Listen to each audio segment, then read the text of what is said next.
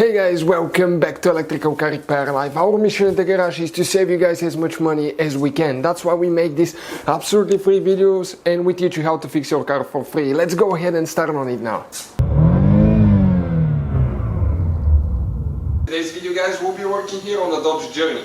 That same Dodge Journey, in the rest of the world is known as Fiat Freemont. The same vehicle under two different names, guys. So what we'll be showing you today, guys, if you have a problem with the passenger door, let's say power windows not working, power mirrors, door lock actuators not working correctly, or anything not working at all on the passenger door, guys, there is a control module that controls all that.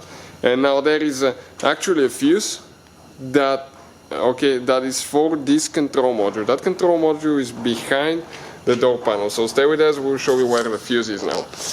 In addition, guys, we will have more than 200 videos on this car. So please subscribe to the channel for more videos, guys. Our mission is to save you as much money as we can here. So if we go under the glove box here now, under the glove box on the bottom right side, you will notice you have that cover here. Remove it, and this is your fuse box, interior fuse box.